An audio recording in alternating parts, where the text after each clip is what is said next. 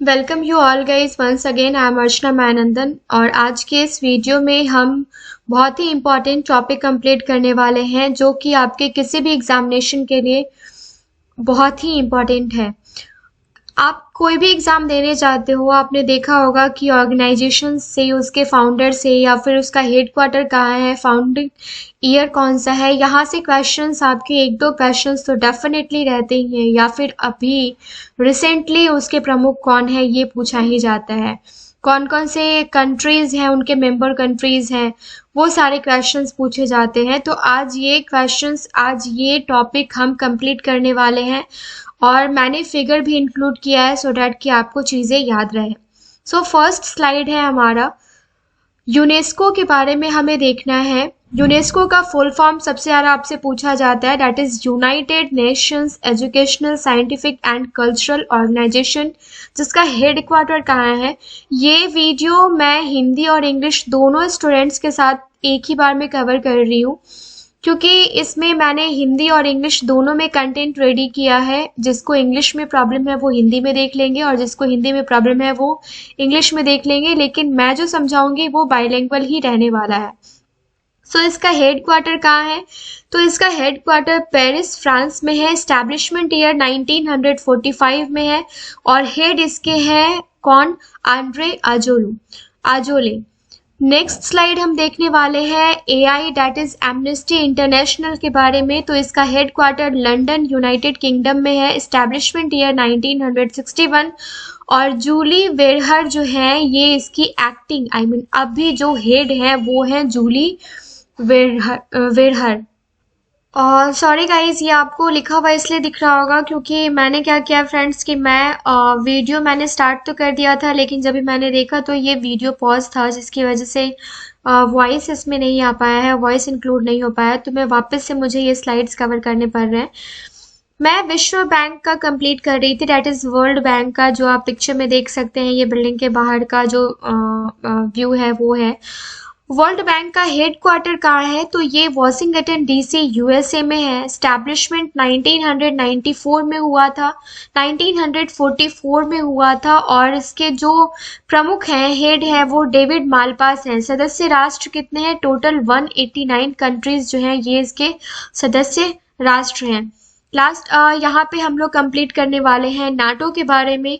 तो नाटो जो है ये वीडियो काफ़ी इंपॉर्टेंट रहने वाला है। आई थिंक 25 या 27 स्लाइड्स हैं और यहाँ से क्वेश्चन आपको हर एक एग्जाम में पूछे जाएंगे। जितना शॉर्ट हो सकता है और जो भी इंफॉर्मेटिव चीज़ें हैं वही मैंने इस वीडियो में इंक्लूड करी है। कोई भी फालतू का डिस्क्रिप्शन नहीं है, एक्सप्लेनेशन नहीं है। तो नाटो का फुल फॉर्म आपसे हमेशा पूछा जाता है, जैसे कि नॉर्थ अटलांटिक ट्रीटी ऑर्गेनाइजेशन जो है ये नाटो का फुल फॉर्म है और हेड क्वार्टर इसका जो है ये ब्रुसेल्स बेल्जियम में है। स्टैब्लिशमेंट वहीं इसका 1949 में हुआ था और हेड जो है इसके जेन्स स्टोल्टेनबर्ग है। मेंबर कंट्री टोटल 30 है और कौन कौन सी कंट्री इसकी मेंबर है वो आप देख लेंगे, इतना इम्पॉर्टेंट नहीं है नाटो के बारे में। और नाटो रिसेंटली न्यूज़ में क्यों है ये आप सबको पता है। ओपेक के बारे में जानते हैं। ओपेक का फुल फॉर्म है Organization of the Petroleum Exporting Countries, जिसका हेडक्वार्टर वियना ऑस्ट्रिया में है और इसके हेड अभी है मोहम्मद बरकिंडो। मेंबर कंट्रीज कौन कौन है ये हम अभी कंप्लीट करने वाले हैं, स्लाइड में हमने मेंटेन नहीं किया है। स्टैब्लिशमेंट ईयर जो है ये 1960 है, तो हेडक्वार्टर वियना ऑस्ट्रेलिया है। 1960 में इसको इस्टेब्लिश किया गया था। मोहम्मद बरकिंडो जो है ये अभी प्रमुख है और मेंबर कंट्री जो है ये कितने हैं, कौन कौन से हैं, ये मैं अभी आपको कंप्लीट करवा देती हूँ।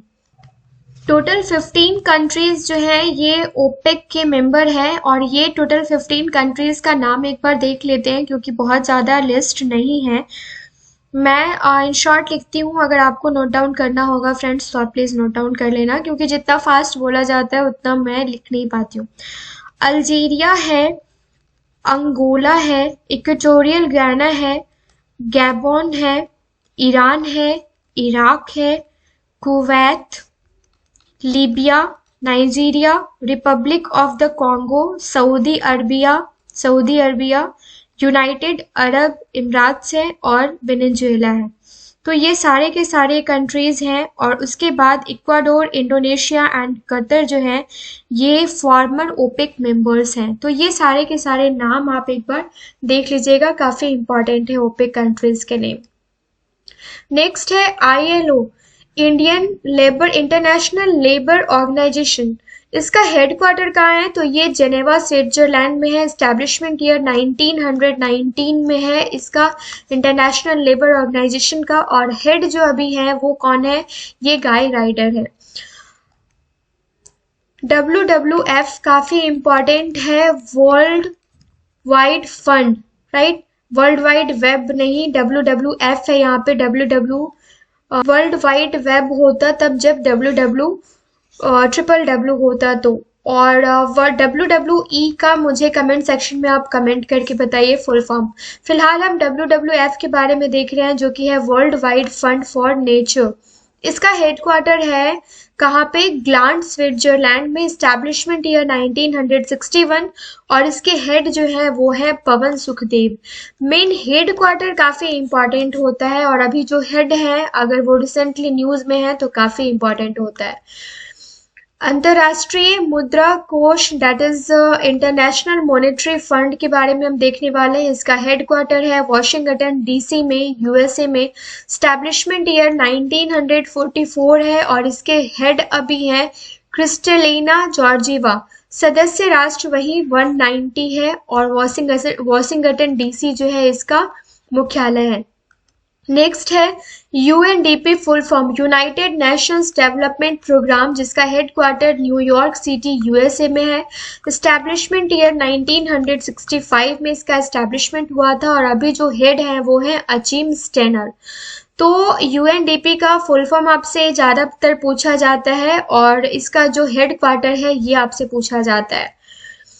ICJ के बारे में देखते हैं, इंटरनेशनल कोर्ट ऑफ जस्टिस, जिसका हेडक्वार्टर द हेग में है, नीदरलैंड्स। एस्टैब्लिशमेंट ईयर 1945, हाल फिलहाल में ये एग्जामिनेशन में पूछा गया है और इसके हेड जो है ये हेनरिटा H4 है। नेक्स्ट स्लाइड है अंतर्राष्ट्रीय Olympic committee IOC that is international Olympic committee, जिसका हेड जो है ये लुसाने स्विट्जरलैंड में है और एस्टैब्लिशमेंट ईयर 1894 है। हेड जो है इसके ये है जैक्स रोग।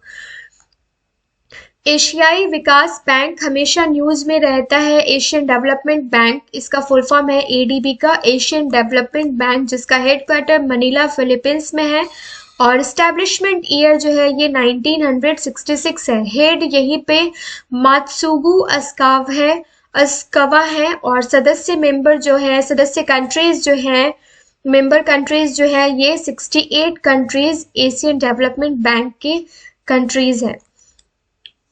विश्व व्यापार संगठन WTO, जिसका मुख्यालय जो है ये जेनेवा स्विट्जरलैंड में है। स्थापना 1995 में है।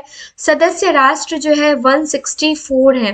तो ये आपको याद रखना है वर्ल्ड ट्रेड ऑर्गेनाइजेशन के बारे में, ये है इसका लोगो। नेक्स्ट है रेड क्रॉस के बारे में, काफी इंपॉर्टेंट है। ICRC का फुल फॉर्म आपसे पूछा जाता है, that is international committee of the red cross. Headquarter is Geneva Switzerland and establishment year is 1863। Their founder is right now the founder is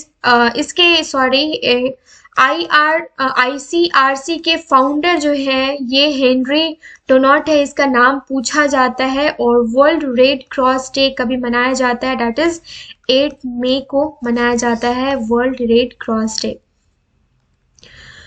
ये UNHCR का full form United Nations high commissioner for refugees है, संयुक्त राष्ट्र शरणार्थी उच्चायोग है। Headquarter इसका Geneva Switzerland में है और एस्टैब्लिशमेंट जो है ये 1950 में हुआ था। नेक्स्ट स्लाइड है ECTA that is European free trade association, यूरोपीय मुक्त व्यापार संघ, जिसका हेडक्वार्टर जेनेवा स्विट्जरलैंड में है और एस्टैब्लिशमेंट ईयर 1960 में है, राइट। FAO क्या है? तो ये संयुक्त राष्ट्र खाद्य एवं कृषि संगठन, तो इसको UNFAO बेसिकली कहा जाता है। तो UNFAO का फुल फॉर्म अगर आपसे पूछा जाए, that is United Nations Food and Agriculture Organization, that is FAO, Food and Agriculture Organization. ये इसका लोगो है और हेड क्वार्टर जो है ये रोम इटली में, एस्टैब्लिशमेंट ईयर 1945 है और इसके हेड जो है वो है क्यू डंग्यू।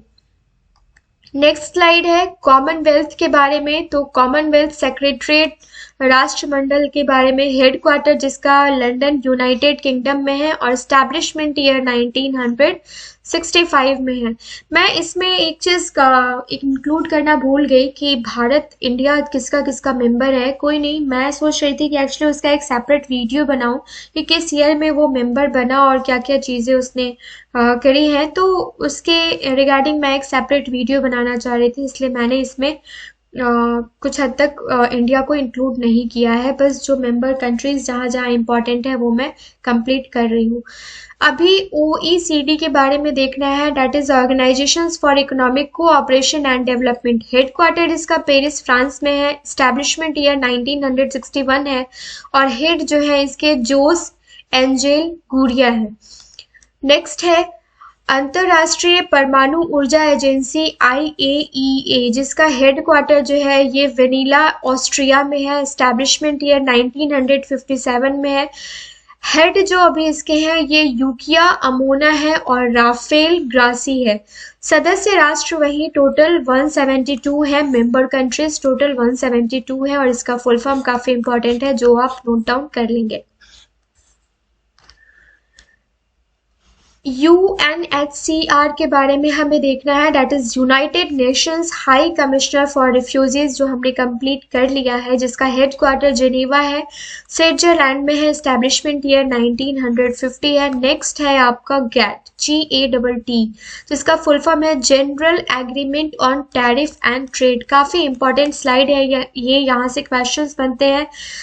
टोटल मेंबर कंट्रीज 164 है, एस्टैब्लिशमेंट ईयर 1995 है और इसका जो मुख्यालय है वो जेनेवा स्विट्जरलैंड में है। नेक्स्ट स्लाइड है हमारा, दैट इज सार्क का फुल फॉर्म आपसे पूछा जाता है, south Asian association for regional corporation. तो इसका हेड क्वार्टर जो है ये काठमांडू नेपाल में है, एस्टैब्लिशमेंट ईयर 1985 है। हेड ये कौन से हैं, हेड है इसके इसाला वेराकून और सदस्य कंट्रीज जो है, मेंबर कंट्रीज जो है ये टोटल 8 कंट्रीज है और इन 8 कंट्रीज के बारे में आपसे हमेशा पूछा जाता है, इसलिए आपको जानना जरूरी है। तो इसके टोटल मेंबर कंट्रीज जो है ये 8 है, जिसकी एस्टैब्लिशमेंट 1985 में हुई थी और अभी इसके जो हेड है वो इसाला वेराकून है।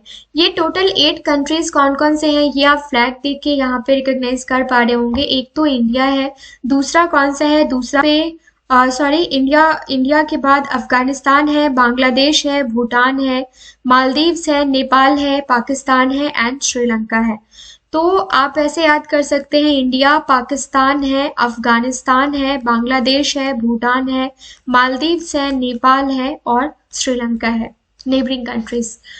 नेक्स्ट स्लाइड है हमारा, दैट इज UNICEF का फुल फॉर्म क्या होता है, united nations children's fund, UNICEF. तो इसका मुख्यालय जो है ये न्यूयॉर्क सिटी USA में है, जिसका एस्टैब्लिशमेंट ईयर 1946 है और इसके जो प्रमुख हैं अभी वो हेनरिटा H. फोर है। आज का लास्ट स्लाइड है जो कि हम कंप्लीट करने वाले हैं EEC के बारे में, जो कि है European free trade association, that is IFTA। तो इसके बारे में हम देख लेते हैं। हेडक्वार्टर इसका है जेनेवा स्विट्जरलैंड में, एस्टैब्लिशमेंट ईयर इसका है, तो इसके कुछ इंपॉर्टेंट मेंबर कंट्रीज हैं जिसको आपको जानना जरूरी है। ये है आपका नॉर्वे, फर्स्ट आपका नॉर्वे है, उसके बाद जिसका ऑफिशियल लैंग्वेज भी आप जान लीजिए ये नॉर्वेगियन है और उसके बाद है ऑस्ट्रेलिया जिसका ऑफिशियल लैंग्वेज है जर्मन, आइसलैंड जिसका ऑफिशियल लैंग्वेज है आइसलैंडिक और उसके बाद है आपका ये जो last fourth country is Liechtenstein, right, जिसका ऑफिशियल लैंग्वेज कौन सा है, ये है जर्मन। तो ये 4 कंट्रीज आपको जानना जरूरी है इफ्टा के बारे में अगर आप पढ़ते हैं तो। ये 25 स्लाइड्स हैं और ये 25 स्लाइड्स ये 15-16 मिनट के वीडियो से काफ़ी सारे क्वेश्चंस आपको बन जाएंगे। इनफैक्ट हर एक एग्जाम में आप 2 मार्क्स तो कवर कर सकते हो। इंडिया किसका किसका मेंबर है, कौन से ईयर में मेंबर बना था, वो सारी चीज़ें हम कंप्लीट करने वाले हैं 1 बाय 1। सो इस वीडियो के बाद वो वीडियो अपलोड कर दिया जाएगा। आई होप आप सबको मेरी मेहनत पसंद आ रही होगी। अगर मेहनत पसंद आ रही है तो चैनल को लाइक एंड सब्सक्राइब करना ना भूलिए। साथ ही साथ आप किसी भी प्लेटफॉर्म पे इसको शेयर कर सकते हैं। Thank you so much.